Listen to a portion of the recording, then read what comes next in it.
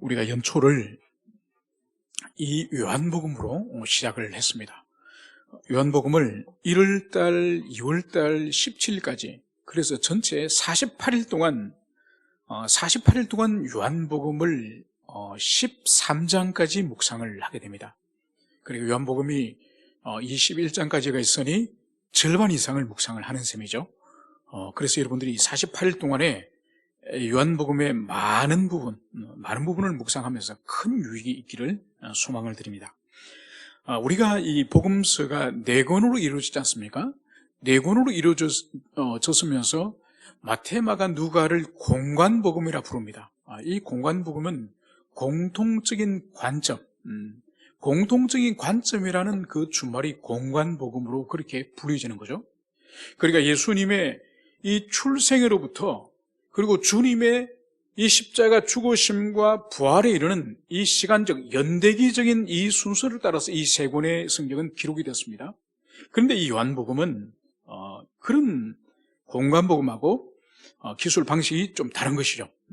그러니까 주님의 사역 가운데서 특별히 중요한 사역들, 중요한 말씀 사역이든지 어떤 표적 사역이든지 중요한 사역을 클로즈업을 해가지고 집중적으로 그 사역을 중심적으로 그렇게 다룬 것이 이 요한복음이죠. 여러분은 4권의 복음서 가운데에 어느 이 복음서가 가장 깊은 진리의 말씀을 품고 있다고 여러분들은 생각합니까? 여러분, 마태는 예수님의 제자였어요. 그죠? 사도였죠. 그죠? 그러니까 사도로 부르심을 받고 곁에서 공생의 3년간을 마태가 주님 곁에서 함께 동행을 하면서 보지 않았겠습니까? 경험하지 않았겠습니까? 그렇게 해서 마태복음이 기록되었고, 마가복음은 어떻게 기록되겠습니까? 마가가 주님을 따라다녔습니까? 그렇지는 않죠. 마가는 우리 주님의 공생의 마지막 시점에 바로 그의 집에 주님의 12제자와 함께 주님께서 오셔서 유월절 만찬을 식사를 하셨고, 그리고 나서 주님께서 이제 부활하신 그날, 바로 주님께서 부활하셔서 이 마가의 집에 사람들이, 제자들이 숨어 있을 때, 그때 이제 방문을 통과해서 주님께서 오시지 않으셨습니까? 그리고는 주님이 하늘로 올라가신 이후에 영으로 이제 성령을 보내주실 때에 그때 마가의 다락방에서 그런 표적이 일어나지 않았습니까? 그래서 아무튼 마가는 직접적으로 주님의 사도 제자는 아니었습니다. 그럼에도 불구하고 이 마가가 기록한 이 마가복음이 사도들이 기록한 것처럼 이 성경 정경 반열에 들어갈 수 있었던 것은 왜일까요? 그것은 바로 마가가 계속적으로 동력했던 사람이 바로 베드로예요. 그래서 베드로가 이제 설교를 할 때에 헬라어로 통역을 해주었던 사람이 이 마가 요한이죠. 마가 요한. 그러니까 이 마가는 바나바의 조카지 않습니까? 그래서 예루살렘의 아주 부잣집 아들이었죠. 그래서 사도 바울과 함께 1차 선교 사역을 갔다가 중간에 그만둔 사람이 바로 이 마가복음을 기록한 마가였죠. 그러면 세 번째로 공관복음의 세 번째 책인 누가복음은, 여러분, 누가는 주님의 사도였습니까? 사도가 아니죠. 사도가 아닌데 어떻게 누가의 기록을 사도행전에서도 정경으로, 또 누가복음에도 정경 성경으로 인정하는 이유가 뭘까요? 바로 이 누가는 바울과 밀접한 관계를 가지고 있습니다. 바울이 2차 선교 사역 때부터 이 누가가 계속 동행하여서 바울의 마지막 순간까지 이 누가가 동행을 하였죠. 그래서 바울과 특별한 관계성 때문에 이 누가가 기록한 2권의 성경도 정경으로 인정을 한 것이죠. 그러면 이 요한이 기록한 이 요한복음은 다른 3권의 복음서와는 어떤 차이가 있을까요? 여러분, 무엇보다도 요한은 예수님과 다른 사도들과 비교해서 예수님과 아주 특별한 관계에 있는 사람이에요. 그래서 요한복음 안에서도 이 요한이 자신의 이름을 드러내지는 않지만은 사랑받는 제자, 계속적으로 자신을 사랑받는 제자. 여러분, 첫째는 이 예수님과 이 요한은 친척 관계예요. 그래서 요한이 이 요한복음 나중에 뒤에 가면은 19장에 가면은 예수님이 십자가 달려 있을 때에 어머니 마리아와 함께 이모라고 기록을 하고, 이모. 그러니까 이 마리아의 이 여자 형제, 여자 자매를 말하는 거죠. 살로메입니다. 살로메. 이 살로메가 바로 이 사도 요한의 어머니예요. 그러니까 요한과 예수님은 이종사 존재가 아니에요. 그리고 어릴 때부터 우리 주님과 요한은 함께 어릴 때부터 함께 자란 거예요. 그래서 누구보다도 어머니 마리아를 통해서 이 살로메에게 어떻게 동정녀로서 잉태하였고 어떻게 출산하였고 그리고 출산하는 그날 밤에 천사들을 통해서 목자들이 자기 베들레헴의 구유에 찾아온 이야기며 그리고 또 동방의 박사들이 찾아온 이런 이야기를 이모였기 때문에 이 마리아가 살로메에게 많은 이야기를 해줬을 겁니다. 그거를 이 요한이 들었을 거예요. 그걸 들었고 그리고 요한복음 마지막 19장에 가면은 예수님이 십자가에 달려오셔서 운명하기 직전에 그 아래에 있던 4명의 여자들이 기록이 됐지 않습니까? 4명의 여자와 함께 있었던 제자가 바로 이 사도 요한이에요. 그래서 나머지 11 제자들은 다 도망을 치고 다 떠나지만은 이 사도 요한은 십자가 아래에서 우리 주님의 마지막 순간까지 지켜보는 거죠.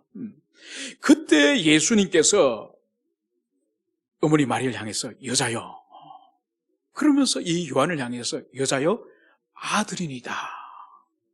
그리고 요한을 향해서는 어머니다. 그러면서 이제 당신은 이제 십자가에서 이제 운명을 하시면서 이제 어머니를 이제 자신의 육신의 형제에게 의탁하지 않습니다. 예수님에게 육신의 형제들이 있지 않습니까? 육신의 형제에게 의탁하는 것이 아니라 바로 이 사도 요한에게 의탁하여서 이제 너희 어머니다.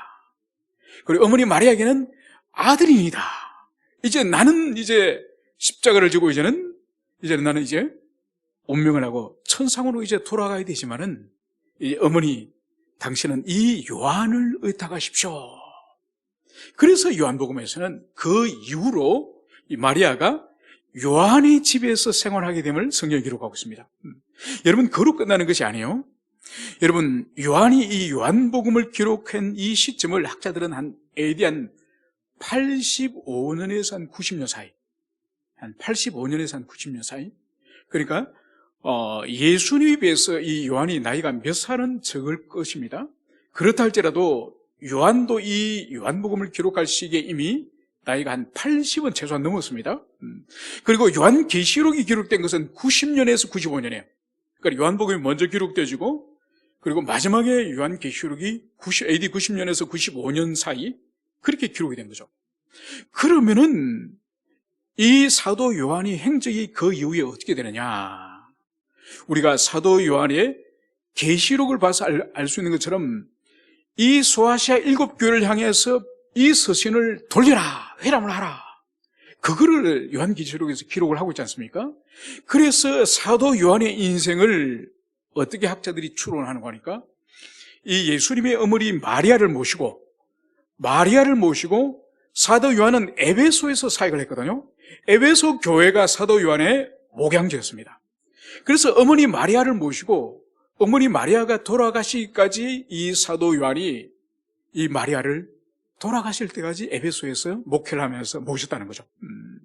여러분 그러면은 이 사도 요한이 한 50년 이상을 50년 가까이를 이 마리아를 모시고 있었던 거예요.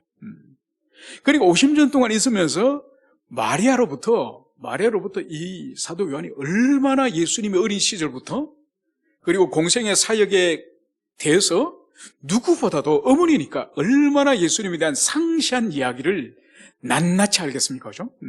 그러니까 요한복음이 요한복음일 수 있는 큰 원인 중에 하나가 이 사도 요한이 다른 사도들처럼 다른 저자들처럼 그런 관계가 아니라 바로 주님의 어릴 적부터 친척이었고 그리고 어머니 마리아를 또 자기 어머니로 모시고 수십 년을 함께 생활하면서 예수님이 갖는 가장 깊이 있는 그런 정보들, 그런 사실들을 마리아를 통해서 그렇게 전해들었기 때문에 이 사도 요한이 이 요한복음 안에서 다른 복음에서 찾아볼 수 없는, 그래서 이 요한복음은 다른 복음과 달리 90% 이상이 이 요한복음 이 독자적인 자료예요.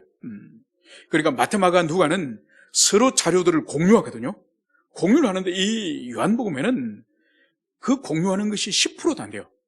90% 이상이 이 요한만의 자료를 가지고 기술을 하는데, 그것은 바로 요한 자신과 주님과의 독특한 관계, 그리고 요한이 오랫동안 주님의 어머니인 마리아를 모시고 살았다고 하는 그 원인을 통해서 이 요한복음의 독특성을 우리가 추론을 해볼 수가 있습니다. 이제 오늘 본문 우리가 이제 돌아오면은, 오늘 본문이 있기까지는 이제 우리 주님께서 요단강에서 세례를 받은 장면이 등장합니다. 바로 그 전에 이제 세례 요한이 등장하죠.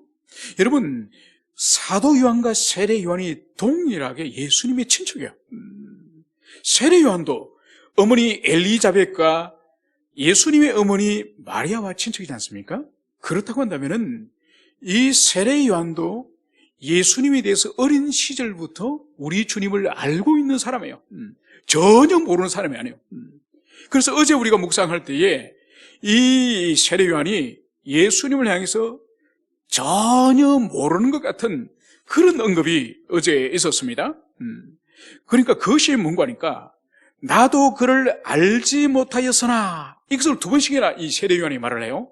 이건 뭔가 하니까, 인간 예수, 이 땅에 그리스도로서 보내주신 예수를 모른다는 뜻은 아니요. 이미 어릴 때부터 어머니 엘리자벳을 통해서 마리아가 임신했을 때 자기 가정에 마리아가 인사를 문안을 하러 왔거든요.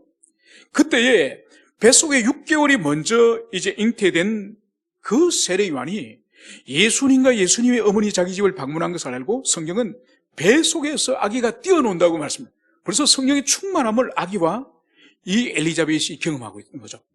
그래서 이 세례 요한이 그를 알지 못한다고 하는 것은 전혀 알지 못한다는 뜻이 아니라, 바로 예수님 이분이 신성을 가진, 바로 하나님의 그 본질 자체이신 하나님이라는 그것을 알지는 못한 거죠. 그것은 바로 이제 예수님 위에 비둘기같이 성령이 강림할 때, 그때 성부께서 이 세례 요한에게 음성을 들려주지 않았습니까? 비둘기처럼 성령이 임하는 그 사람은 장차 성령을 이제 세례를 베푸는 사람이다. 그 말씀을 성부께서 하지 않습니까? 그제서야 비로소 예수님이 하나님 본질이시고 본체이시고 건세와 영광이 동일한 하나님이라는 것을 그제서야 세례 요한이 깨닫게 되는 거죠. 그런 의미로 이해를 해야 되는 것입니다.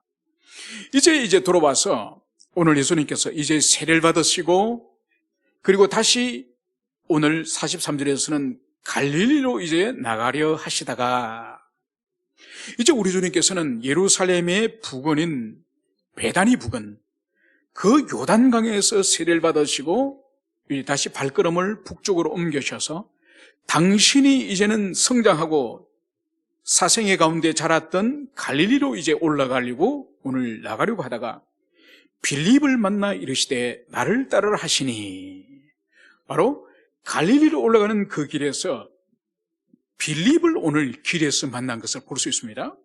그러면서 빌립에게 나를 따르라, 이 말씀을 주님이 하신 거죠. 여러분, 주님께서 나를 따르라는 것은, 주님께서 지금 몇 명의 제자들을 인솔 해서 지금 북쪽 갈릴리로 올라가시지 않습니까? 그때에 그 제일 뒤에 빌립을 보고 너는 제일 꽁무니에 따라오라는 그런 뜻일까요? 그런 뜻이 아니죠, 그죠? 여기서 나를 따르라는 것은 주님이 메시아로 이 땅에 오셔서 복음 전파 사역과 복음 전거하기 위해서 당신께서 그 고난과 조난과 마지막에는 십자가의 죽음을 감당하시지 않습니까? 이 고난의 삶, 이 사역의 삶을, 이것을 따르는 거죠. 그래서 이 주님께서 말씀하시는 주님을 따르는 이것이 제자도의 본질이죠.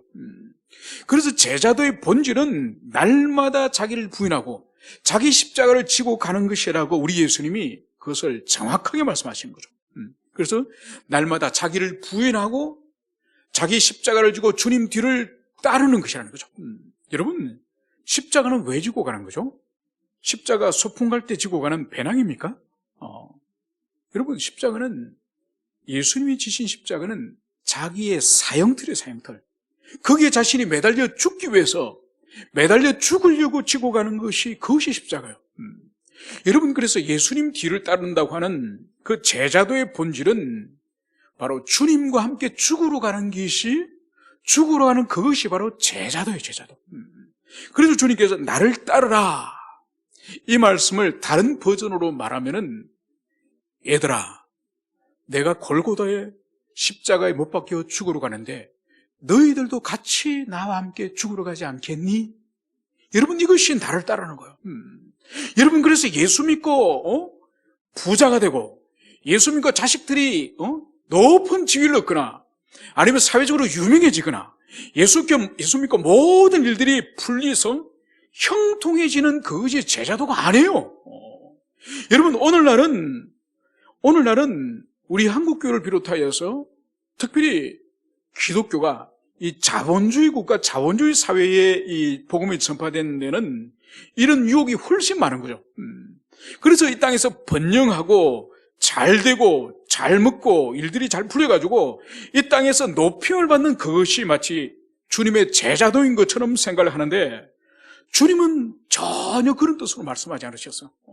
나를 따르는 것은 마지막으로 주님이 거기를 걷다가 마지막에 머무는 곳이 어디시죠? 골고다에서 끝납니다. 주님의 생애가. 공생애가 골고다에서 비록 끝나는데 거기까지 따라오라는 거예요. 그래서 제자들이 거기까지 따라가려다가 결국은 겟세마네에서 다 도망을 가버렸죠, 그죠?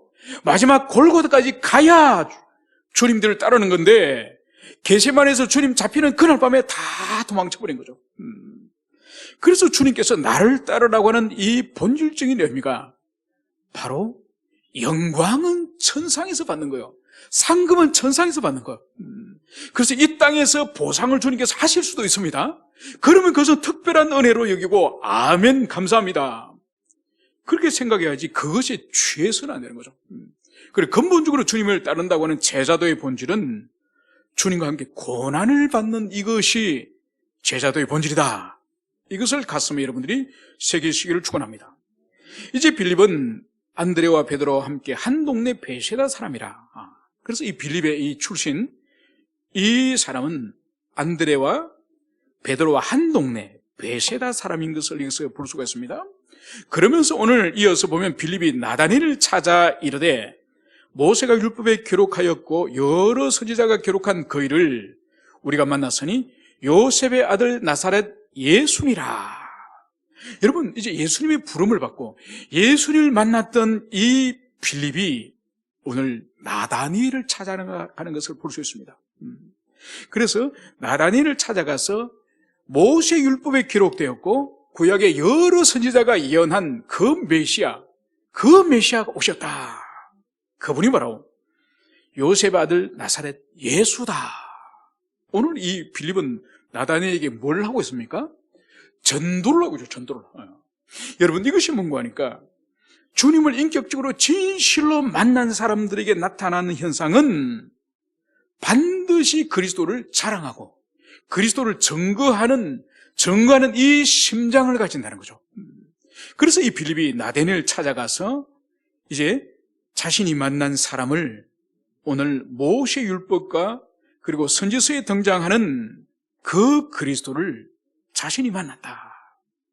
그러면서 그 사람은 다른 사람이 아니라 바로 요셉의 아들 나사렛 예수다.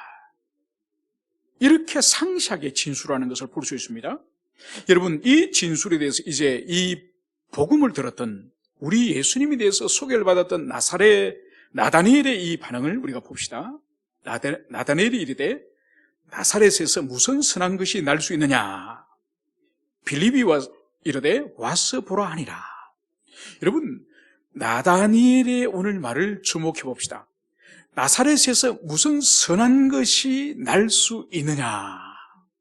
여러분, 나다니엘에게 있어서 이 주님 앞으로 나오라고 지금 초청하는 이 빌립의 이 말에 대해서 오늘 나다니엘의 이 말의 뉘앙스는 어떻습니까? 그렇게 긍정적인 의미를 내포하고 있지 않죠, 그죠? 오히려 부정적으로.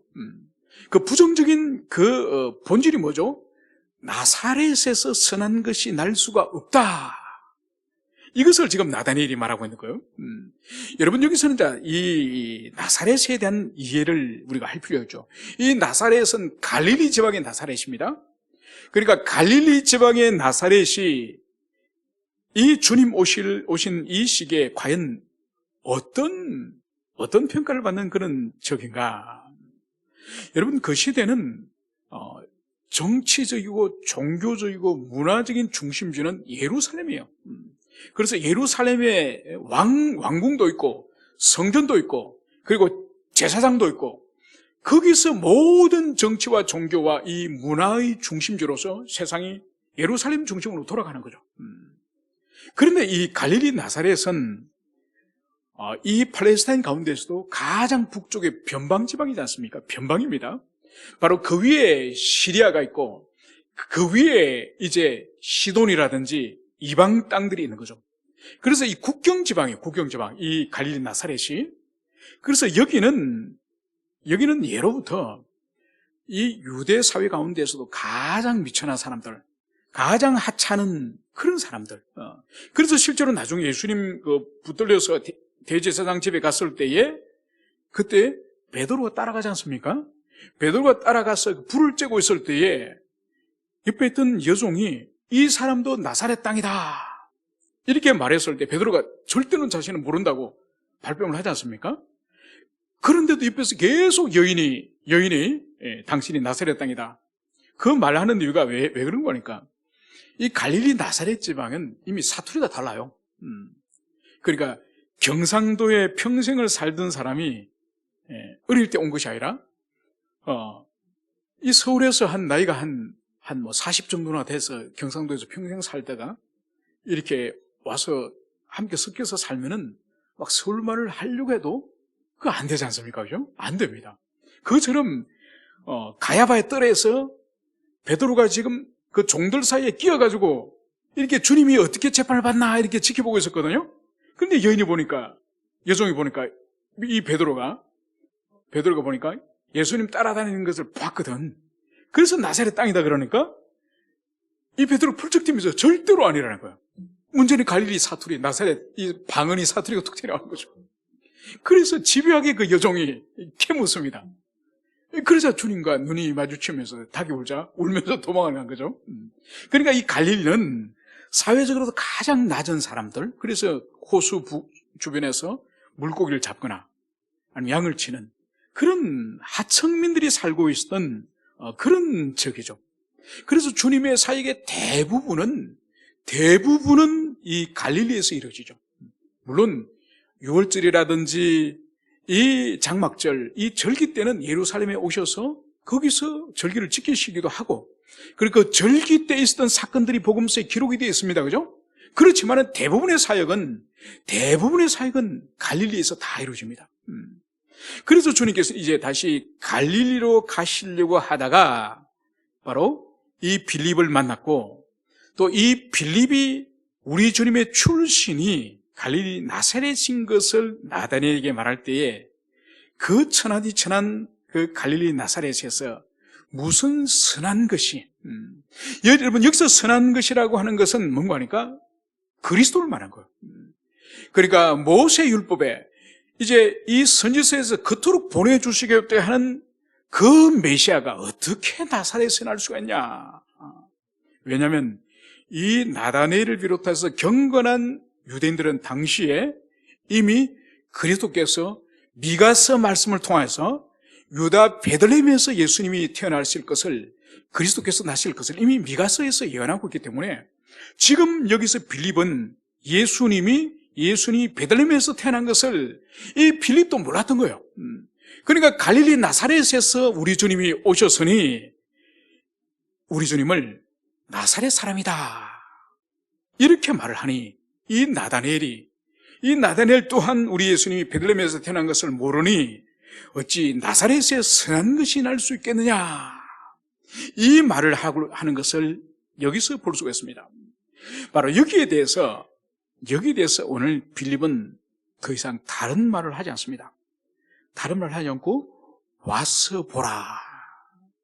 여러분, 빌립이 매우 지혜롭게 오늘 이 나다니엘을 인도하는 것을 볼 수 있습니다. 여러분, 이 빌립은 논쟁을 하지 않아요. 논쟁을 하지 않고 언쟁을 하지 않고 와서 보라는 거예요. 여러분, 우리가 우리의 동료들이나 우리의 형제들이나 우리 주변에 있는 사람들에게 우리 스스로 어떤 진리를 변증한다는 것이 쉬운 일일까요? 그래서 우리의 말빨로서 어떤 불신앙의 사람들에게 말빨로서 설득을 시켜서 그 사람으로 하여금 아멘. 여러분, 이게 쉬운 일이겠습니까? 이건 불가능한 일이에요. 우리가 복음을 전할 때 성령의 특별한 역사하심이 있으면 가능할 수가 있지만은 우리 인간의 언변을 통해서 불신앙을 가진 사람들을 신자로 만드는 것은 불가능한 일입니다. 그래서 오늘 이 빌립은 와서 보라는 거예요. 와서 예수님을 만나보라는 겁니다. 인격적으로 교통을 하라는 것입니다. 그래서 오늘 이 빌립의 이 권고를 듣고 오늘 이어지는 말씀을 보면은 예수께서 나다나엘이 자기에게 오는 것을 보시고 그를 가리켜 이르시되 보라 이는 참으로 이스라엘 사람이라 그 속에 간사한 것이 없도다. 이 빌립의 말을 이 나다나엘은 받아들였습니다. 그래서 논쟁을 하기보다는 이 빌립이 와서 보라, 와서 주님을 만나보라, 이 말을 이제 받아들여서 예수님이 계시는 곳에 이 나다나엘이 오늘 가는 것을 볼 수 있습니다. 그래서 예수님이 저 멀리서 오는 나다나엘을 보시니 바로 그 나다나엘을 향한 주님의 평가가 보라 이는 참으로 이스라엘 사람이라 그 속에 간사한 것이 없도다. 여러분, 사람은 사람을 잘 볼 수가 없습니다. 물론 많은 사람을 경험을 해보고 많은 사람들을 이제 다뤄보면은 훨씬 많은 사람을 다뤄보지 않은 사람보다는 훨씬 더 지혜가 생기고 통찰이 생겨서 잘 알겠죠, 그죠? 근데 그런 경험치 때문에 더 잘 알 수는 있는지는 모르지만은 그러나 인간은 인간의 중심을 볼 수 있는 그런 눈이 없습니다. 우리 주님은 우리 인간과 다르죠, 그죠? 우리 인간은 겉모습을 가지고 그 사람을 평가하고 겉모습을 가지고 그 사람을 판단합니다. 그래서 외모가 번듯하다든지 아니면 신앙생활을 오래 해가지고 장로님이라든지 권사님이라든지 원로 장로님이라든지 그러면은 일단은 와 그럽니다. 그래서 내가 이 교회를 60년을 섬겼습니다. 이러면 우리가 기가 확 죽습니다. 그죠? 60년. 또 어떤 분은 내가 교회를 지어서 하나님께 헌당현금하다도 10개 예배당을 지었습니다. 여러분 이런 분들이 있거든요. 그래서 제가 아는 어떤 장로님도 항상 자기 아버지 장로님을 자랑해요. 그분은 7개 예배당을 지었대요. 그래 항상 자기 이야기는 별로 안 해요. 자기 집안 이야기를 하면서 저희 아버지는요 황해도에서 내려오셔가지고 사업을 해가지고 이 서울에 예배당을 7개 헌당을 했습니다. 아니 자기 이야기를 해야지 왜 아버지 자랑을 해요, 그죠? 왜 아버지에 얹혀가려고 그래요? 옳지 않은 거죠. 그래서 보면은 이 신앙이 있어서 인간은 사실은 잘 몰라요. 그래서 외형적으로 아주 그럴듯하게 기도를 청산유수같이 한다든지 아니면은 헌금생활을 잘한다든지 아니면 배운 것이 많아서 교회에서도 똑똑해가지고 잘 가르칠 수 있다든지 이러면 그 사람이 신앙이다 합격이라고 생각하는 거예요. 이거는 이제 인간이 보는 인간이죠. 그런데 우리 주님께서는 이 나다나엘이 자신에게 오시는 것을 보시고 바로 이는 참으로 이스라엘 사람이라 그 속에 간사한 것이 없도다. 바로 여기서 볼 수 있는 것이 바로 뭔가 하니까 그리스도의 이 신적 통찰력, 우리 주님의 신성을 여기서 볼 수 있는 거죠. 그래서 여러분 요한복음이 다른 복음과 달리 요한복음에서 드러내는 것이 바로 뭔가 하니까 우리 주님의 하나님 계심, 신적 본질을 이 요한복음에서 일관되게 계속적으로 드러냅니다. 그래서 요한복음을 시작할 때부터 태초에 말씀이 계시리라. 그래서 우리 주님은 태초부터 이 만물이 피조되기 이전에 태초부터 계시었던 영원하신 하나님인 것을 요한복음은 처음 시작부터 진술하고 있죠. 그처럼 이 나다나엘이 저기서 걸어오는 것을 보시는 그 순간 나다나엘의 겉모습이라 그 사람의 됨됨이야 그 사람의 본성과 그 사람의 모든 행위까지 통찰하고 계시는 것을 여기서 볼 수 있는 거죠. 그래서 그 속에 간사한 것이 없도다. 그래서 우리 인간은 겉모습을 보고 매우 괜찮은 사람이라고 인정을 했다가 시간이 지나면서 점점점 실망을 하거나 그 사람의 패역한 모습을 우리가 보기도 하지 않습니까? 또 반대로 정말 신앙생활을 날라리처럼 그렇게 한다고 내가 선입견을 가지고 편견을 가졌는데, 아니 그 사람이 어떤 위기가 일어났다는데 큰 일이 발생했을 때 날라리가 아니야. 내보다 훨씬 탁월한 믿음을 가진 하나님의 사람이야. 여러분, 이게 인간이에요.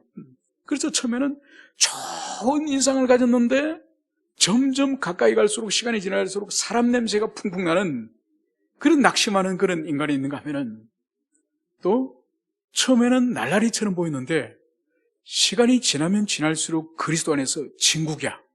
하나님의 사람이야. 이게 바로 우리 인간의 한계와 우리 인간의 영적인 무능력이라는 그것을 볼 수 있습니다. 그러면서 이제 나단이 우리 주님께 질문하는 거죠. 어떻게 나를 아시나이까? 그러니까 나다니엘이 깜짝 놀라지 않겠습니까? 자기를 향해서 간사한 것이 없다. 주님이 처음 보는 순간 이렇게 판단하시니 나다니엘, 아니 어떻게 나를 아신다고 그렇게 말씀하십니까? 이렇게 질문한 거죠.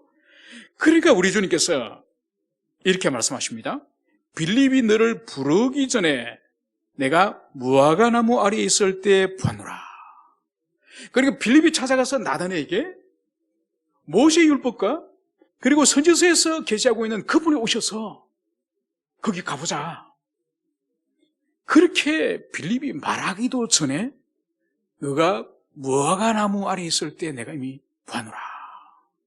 여러분, 아마 빌립이 이 나다니엘을 찾아가기 전에 이 나다니엘이 아마 무화과나무 아래에 있었음이 분명합니다. 그러니까 이 유대적인 배경에서는 무화과나무 아래에 있었다고 하는 이 의미는 뭔가 하니까 거기서 무화과나무에서 기도를 하거나 아니면 묵상을 보통, 경건 생활을 보통 무화과나무 아래에서 하거든요. 그러니까 주님께서는 빌립이 너를 요셉의 아들 예수에게 가자고 말하기도 전에 너 혼자서 무화과나무 아래에서 기도하였지, 묵상하였지. 이미 그때부터 내가 너를 알고 있어. 바로 이 말 앞에서 오늘 이 나다나엘의 고백을 볼 수 있습니다. 라비여, 당신은 하나님의 아들이시오, 당신은 이스라엘의 임금이로소이다. 여러분, 놀라운 나다나엘의 신앙 고백이지 않습니까? 그죠? 바로 이 순간에 아무도 없이 혼자 성경을 묵상하고 있고 아무도 없이 혼자서 기도하고 있는 이 나다니엘의 이 경건의 시간, 이 시간을 바로 우리 주님이 통찰하신 거죠. 그래서 여기서 이 나다니엘이 이 갈릴리 나사렛의 예수라고 하는 이 사람은 인간을 초월하는 신적 존재라는 것을 여기서 고백하는 거죠. 그래서 하나님의 아들이시오, 당신은 이스라엘의 임금이로소이다. 여러분, 얼마나 놀라운 이 신앙 고백을 이렇게 삽니까? 그죠? 여러분, 베드로가 어떻게 자신의 죄인됨을 어떻게 고백하였죠? 그것은 바로 밤새도록 갈릴리 호수에서 물고기 한 마리 잡지 못 잡고 그렇게 그물을 씻고 있을 때에 우리 주님이 저 깊은 곳에 가서 그물을 던져라. 그랬을 때 베드로가 자신의 경험을 다 내려놓고 평생을 갈릴리 호수에서 물고기 잡았던 경험 다 내려놓고 바로 주님의 말씀에 의지하여서 그물을 내리리다. 그리고 그물을 내리는 거예요. 그물을 내렸더니 엄청나게 많은 물고기를 잡지 않습니까? 그 물고기를 잡고 주님 앞에 무릎을 꿇는 거죠. 주님, 저를 떠나십시오. 저는 죄인입니다. 바로 베드로도 거기서 주님의 신적 능력을 경험한 거죠. 그것처럼 나다니엘도 여기서 신적 경험하는 것을 볼 수 있습니다. 여러분, 그래서 이 복음서 안에는 위대한 신앙 고백이 이 세 명의 이 사도들의 신앙 고백이 나옵니다. 바로 우리가 알다시피 마태복음 17장에서 베드로의 신앙 고백, 주는 그리스도의 하나님의 아들이시니다, 이 고백이 나오고, 여기서 오늘 요한복음 1장에서는 이 나다니엘의 이 신앙 고백, 바로 당신은 하나님의 아들이시오 이스라엘의 임금이로소이다. 그리고 마지막 한 군데 어디 나오죠? 요한복음 그 마지막 20장이에요. 바로 우리 주님이 처음 부활하셔서 오실 때에 도마가 그 현장에 있지 않았지 않습니까? 그래서 도마는 나는 예수님을 보기도 전에 그러니까 예수님의 그 몸에 이 못자국에 손가락을 넣어보지 않고는 절대로 예수를 내가 믿을 수 없다. 그럴 때 주님이 오셨죠. 주님 오셔서 당신의 손가락에 구멍도 보여주시고 옆구리에 창자국도 보여주시면서 거기에 내 손가락을 넣어보라. 그 손가락을 넣어보고 나서 바로 이 도마가 신앙고백을 하지 않습니까? 바로 주는 하나님의 아들이시다. 주님이시니다. 그 신앙고백하는 거죠. 그래서 베드로의 신앙고백이나 도마의 신앙고백이나 이 나다넬의 신앙고백은 동일한 원리입니다. 바로 주님의 신성을 고백하는 그 고백을 하는 것을 여기서 볼 수 있습니다. 그러면서 이제 우리 주님은 이렇게 말씀하시는 거죠. 예수께서 대답하여 이르시되 내가 너를 무화과나무 아래에서 보았다 함으로 믿느냐. 지금 이 나다넬이 예수에게 신앙고백을 하는 이유를 주님이 정확히 아시는 거죠. 내가 너를 무화과나무에서 보았다는 그 말 때문에 나에게 지금 믿음을 가져오고 신앙고백을 하였지. 그러면서 주님은 이보다 더 큰 일을 보리라. 이제 더 큰 일을 이제 이 사도들이 볼 것을 말씀하시면서 그것이 뭐냐? 바로 진실로 진실로 너희에게 이르노니 하늘이 열리고 하나님의 사자들이 인자 위에 오르락내리락 하는 것을 보리라. 여러분, 이제 주님께서는 진실로 진실로 아멘 아멘. 그러니까 주님께서 이제 이후에 행하실 이 사역이 하나도 오차가 없이 온전히 이루어질 것을 말씀하시는 것이 아멘 아멘, 진실로 진실로 이 말씀을 주님이 하시면서 바로 하늘이 열리고 그리고 하나님의 사자들이 인자 위에서 오르락내리락 하는 것을 보리라. 여러분, 여기서 우리가 지금 예수님이 말씀하시는 이것은 창세기 28장에 야곱이 이제 형을 피해서 바다나름 외삼촌 집으로 도망을 가다가 그날 밤에 광야에서 잠을 자지 않습니까? 그때 바로 잠을 잘 때에 하늘문이 열리면서 하늘과 땅을 잇는 천사의 사닥다리가 놓이면서 거기에 천사들이 오르락내리락 하는 거죠. 그 이미지를 여기서 주님께서 지금 빌려오고 있습니다. 그래서 하늘이 열리고 그 하나님의 사자들이 인자, 즉 우리 주님 위를 오르락내리락 하는 것을 너희들이 볼 것이다. 이 말씀을 여기서 하고 있습니다. 여러분, 먼저 하늘이 열린다는 것은 지금까지 그리스도 예수께서 오셔서 당신의 몸을 십자가에서 이제 모습을 받고 당신이 죽으심으로 하나님 앞에 저주받은 이 인생들에 대한 이 저주와 형벌을 우리 주님이 대신 담당하지 않습니까? 그래서 하나님과 우리 인간 사이에 하늘문이 막혔던 이것이 하늘문이 다시 열릴 것을 말하는 거죠. 그래서 하나님과 우리 인간들끼리 드디어 관계가 다시 회복되어지는 그것이 여기서 하늘 열리고 그리고 하나님의 사자들이 우리 예수님 위로 오르락내리락 하는 것을 보리라. 여러분, 복음서 안에서 그리고 이 신약 성경 안에서 하늘이 열린 장면들이 몇 번 있습니다. 여러분들이 기억할 때 하늘이 열리는 장면들이 어디 있습니까? 제일 먼저 어디에 등장하죠? 예수님이 세를 받으실 때, 그죠? 요단강에 세를 받으실 때 하늘문이 열리고 비둘기 같은 성령이 우리 주님에게 임하십니다. 그리고 두 번째로 이제 하늘이 열리는 장면이 또 어디서 등장하죠? 변화산, 그죠? 변화산에서 이제 영광스러운 구름이 임하고 그리고 모세와 엘리야가 우리 예수님과 함께 영광스러운 광채를 발하는 신령한 몸으로 변하는 장면이 나옵니다. 그리고 사도행전에 또 한 번 하늘이 열리죠, 그죠? 어딘가요?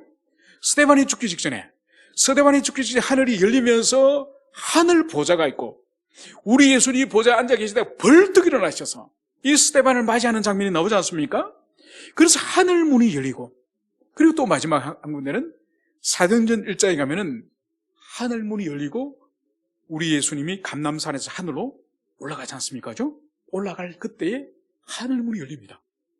그리고 하늘의 천사가 이제 이 제자들에게 너희들이 본 그대로 예수님이 하늘에서 구름 타고 오시리라, 그 말씀을 천사들이 한 거죠.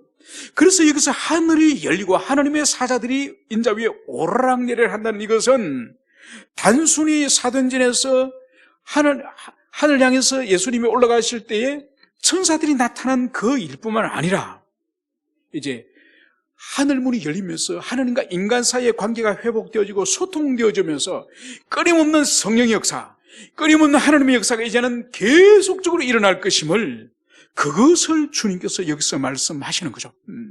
그래서 사도들이 살아있을 때 이런 일을 볼 뿐만 아니라 교회 역사 속에서도 계속적으로 우리에게도 바로 이 천사들은 보이지 않지만은 성령께서 말씀이 선포되어지고 말씀이 역사하시는 곳에 성령의 역사를 통해서 계속적으로 영적인 역사가, 하늘 아버지와 우리 사이에 이 성령님의 역사가 계속적으로 있을 것임을 오늘 예수님이 그것을 말씀을 하고 있는 것이죠. 그래서 우리 모든 지체들이 예수님에 관한 이 정언들을 깊이 사랑하고, 그리고 그 시대뿐만 아니라 우리 시대에 적용할 때에 어떤 의미와 어떤 은혜가 있는지를 우리 모두가 우리 이 48일 동안 묵상하는 동안에 이 요한복음을 통해서 우리 연초에 깊은 영혼의 각성이 우리에게 일어나기를 축원합니다. 함께 우리 기도하시겠습니다.